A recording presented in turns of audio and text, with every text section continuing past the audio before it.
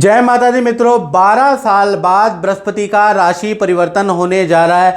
बृहस्पति देव मेष राशि से निकलकर वृषभ राशि के अंदर गोचर करने वाले हैं और ये गोचर 1 मई 2024 में रहेगा। यानी 1 मई से मेष राशि से वृषभ राशि में कहीं ना कहीं बृहस्पति देव चले जाएंगे और 29 मार्च 2025 तक यहीं पर रहने वाले हैं।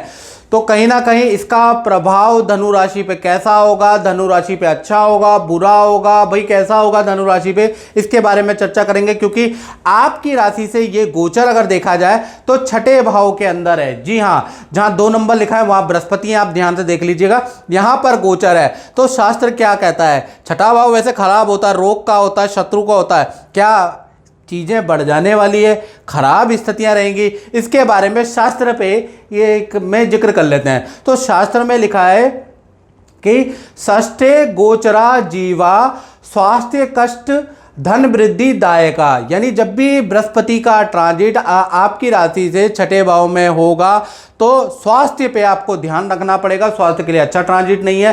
धन और करियर में वृद्धिदायक ट्रांजिट है, यानी स्वास्थ्य के लिए अच्छा नहीं है धनु राशि के, लेकिन धन वृद्धि में अच्छा है। यानी बृहस्पति छठे में जो गोचर कर रहे हैं 1 मई 2024 से, कहीं ना कहीं आपको स्वास्थ्य संबंधी, पेट संबंधी प्रॉब्लम, बीपी शुगर की प्रॉब्लम, लीवर किडनी की प्रॉब्लम रह सकती है क्योंकि इनका कारक बृहस्पति है। या फिर डिप्रेशन की समस्या, मानसिक असंतुलन बिगड़ सकता है आपका, यानी आपको डॉक्टर के पास जाके अपने मेंटल पीस के लिए कुछ दवाइयां ले सकती है। क्योंकि बृहस्पति जब भी छठे में होता है तो 80% कॉमनली लोगों को मेंटल डिसबैलेंस होता है, मानसिक प्रॉब्लमें ज़्यादा होती है। बाकी 20% लोगों को बीपी शुगर थायराइड किडनी की समस्या भी बृहस्पति देता है। तो यहाँ पर आपको योगा करने की अब जरूरत है, आपको एक्सरसाइज करने की जरूरत है, अपनी मेंटल हेल्थ पे ध्यान देने की जरूरत है, नहीं तो बड़ा दिक्कत रहेगी 29 मार्च 2025 तक, याद रखिएगा। लेकिन करियर के लिए ये स्थिति बहुत अच्छी है। करियर में पद का लाभ, धन का लाभ होगा। यदि आप राजनीति में हैं तो राजनीति में आपको सफलता मिलेगी। कोई चुनाव, कोई इलेक्शन प्रधानी का या RWA का लड़ रहे हैं या बड़ा जो चुनाव लड़ रहे हैं तो वहाँ पर ये लाभ होगा। कोर्ट केस में कोई आपका डिसीजन है उसमें आपको लाभ हो रहा है। तो यानी कि विजय सिद्धि तो यहाँ पर दिख रही है, लेकिन मेंटल सिद्धि नहीं है यहाँ पर, याद रखिएगा। साथ ही साथ बृहस्पति की 3 मित्रों दृष्टियां होती है, 5वीं 7वीं 9वीं। तो छठे भाव से 5वीं दृष्टि देखा जाए तो आपके 10वें स्थान में, यानी आपके करियर भाव पे। तो करियर में तो ये 4 चांद लगा देगा। करियर के अंदर बहुत बड़ा परिवर्तन होगा। कुछ लोग नौकरी छोड़ के जॉब करेंगे, कुछ लोग क्या करेंगे कि जॉब में स्विच करेंगे, दूसरी जॉब करेंगे, नया काम करेंगे, नया कोई ब्रांच ओपन करेंगे। तो कहीं ना कहीं बड़ा परिवर्तन तो कहीं ना कहीं 1 मई 2024 से लेकर और 29 मार्च 2025 तक भाई करियर में आपके बड़ा परिवर्तन होगा। यानी फील्ड चेंज हो सकती है, या आप नौकरी से जॉब में या नई जॉब में जा सकते हैं। तो ऐसा बड़ा परिवर्तन है। गुरु की 7वीं दृष्टि देखा जाए तो आपके 12वें भाव में, जहां 8 नंबर लिखा है, 12वां भाव विदेश का होता है, खर्चों का होता है। थोड़े खर्चे भी आपके बढ़ जाने वाले हैं, अनाप शनाप खर्चे भी धनु राशि वाले करने वाले हैं। लेकिन विदेश यात्रा से आपको लाभ होगा, विदेश संबंधी काम आपका बनेगा और आपकी काफ़ी ज़्यादा तीर्थ की यात्रा होंगे। इनफैक्ट आप हर महीने किसी न किसी मंदिर तीर्थ में जाते हुए नजर आएंगे। बृहस्पति आपको खूब तीर्थ की यात्रा कराने वाला है। तो ये दृष्टि खर्चों के लिहाज से बहुत अच्छी नहीं है, बाकी बहुत अच्छी है। बृहस्पति की 9वीं दृष्टि देखा जाए तो आपके धन भाव पे, ये जी हाँ आपके धन भाव पे जहाँ 10 नंबर लिखा है, तो यहाँ पर तो धन में वृद्धि होगी। यानी खर्चे बहुत होंगे लेकिन धन में वृद्धि भी होगी, डबल इनकम आपको प्राप्त होगी, आपको अच्छा खासा धन लाभ प्राप्त होगा।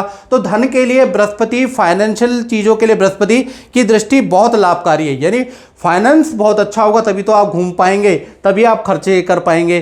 तो यानी कि खर्चे भी होंगे, घूमेंगे भी, लेकिन फाइनेंशियल स्थिति भी बृहस्पति की 9वीं दृष्टि से आपकी बहुत अच्छी रहने वाली है। तो कुल मिला के देखा जाए हेल्थ के लिए थोड़ा सा नेगेटिव है, बाकी और चीज़ों के लिए वर्गोत्तम रहने वाला है। और मित्रों, कहा जाता है जन्म पत्रिका हर कोई बाँचे, कर्म ना बाँचे कोई। यानी कि बहुत से धनु राशि वाले कहेंगे कहते हैं जब हम मासिक और साप्ताहिक राशिफल अपलोड करते हैं तो वो कहते हैं गुरुजी जो आपने बताया आज तक सच नहीं हुआ। और कुछ ही धनु राशि वाले ये भी बोलते हैं कि एक एक बात आपकी सच हुई। तो मित्रों कहा जाता है जन्म पत्रिका हर कोई बाचे, कर्म ना बाचे कोई, क्योंकि राम और रावण दोनों की राशि भी एक है, तो कहीं ना कहीं क्या फर्क है, उनमें कर्मों का फर्क है। इसलिए जिनके कर्म अच्छे हैं धनु राशि वालों को, उनको जो मैं शुभ शुभ बोलता हूं वो उनको नजर आता है, जीवन में एक एक बात नजर आती है। और जिनके इस जन्म के या पिछले जन्म के कर्म खराब है तो उन पे ग्रह का गोचर अच्छा होने के बाद भी उन पे इफेक्ट नहीं होता है, क्योंकि आपको कर्मों का भी तो फल देना है। अगर मान लो कि किसी ने मर्डर आज कर दिया हो मित्रों, तो जज आज की डेट में उसको फांसी की सजा या उम्र कैद की सजा सुनाएगा। लेकिन आप 2-4 साल बाद आप उस व्यक्ति से जेल में मिलेंगे तो जेल के परिपेश माहौल में वो व्यक्ति बिल्कुल ढल चुका होगा, और ढलने के बाद वो संत जैसा नजर आएगा। तो आपको लगेगा कि जज ने तो गलत निर्णय कर लिया है। तो कहीं ना कहीं आपको जो पिछले जन्मों के जो कर्म हैं उसके फल आपको भुगतने पड़ रहे हैं, जिस वजह से आपको रिजल्ट नहीं मिल पा रहा है। बाकी ये तो मित्रों जनरल प्रिडिक्शन है। अगर आपको अपने बारे में बिल्कुल एक्यूरेट प्रिडिक्शन चाहिए, देश में बैठे हैं, विदेश में बैठे हैं, जंगल में बैठे हैं, बिल्डिंग में बैठे हैं, रेत में बैठे हैं, समुद्र में बैठे हैं, आप ये जो नंबर है इसका स्क्रीनशॉट ले लीजिएगा। बड़ा काम आने वाला है। छोटा सा शुल्क पे करके अपनी कुंडली का एनालिसिस करवा लीजिएगा अगर आप प्रॉब्लम में हैं तो, या भविष्य की बहुत गंभीर योजना बना रहे हैं तो कुंडली जरूर दिखाएं, और एक बार आप उपाय भी जरूर करें, और एक बार मोटे मोटे तौर से अपनी कुंडली जरूर दिखाएं। तो मित्रों इस कार्यक्रम में बस इतना ही, मुझे दीजिए जाए। जय माता दी। जय माता दी। मित्रों मेरा नाम पंडित प्रकाश जोशी, और आज हम चर्चा कर रहे हैं साहिल जी की कुंडली के बारे में, जो कि सामने ही बैठे हैं, हमारे YouTube चैनल को देखते हैं। और इन्होंने मुझे बताया कि जी जो मैं तुला राशि की आपकी वीडियो देखता हूँ फेसबुक पे, यूट्यूब पे, वो मेरे पे बिल्कुल सटीक होती है। और एक्चुअल में अगर आप इनकी कुंडली में देखेंगे तो इनकी चंद्रमा वृश्चिक राशि में बैठा है, यानी कि इनकी वृश्चिक राशि होती है। लेकिन साहिल जी का यह कहना है कि वृश्चिक का कोई भी सिम्टम मुझे सूट नहीं करता है। तो हमने कहा चलो इसके डिटेल में जाते हैं। अक्सर पंडित यही देखते हैं कि ये राशि आपकी चंद्रमा वृश्चिक राशि में बैठा है तो वृश्चिक राशि हो गई। अब लेकिन क्या होता है, इसकी डीपेस्ट एक कैलकुलेशन है। आप देखेंगे तो भाव कुंडली होती है, भाव कुंडली में एग्जैक्ट पोजीशन पता चल जाती है कि ग्रह क्षितिज में कैसे हैं। तो यहाँ आप देखेंगे तो चंद्रमा तुला राशि में, यानी कि इनकी मन की जो राशि है वो तुला राशि, यानी कि जो भी जीवन में घटना या जो भी देखेंगे वो उनकी तुला राशि है, और व्यवहारिक राशि इनकी वृश्चिक राशि है।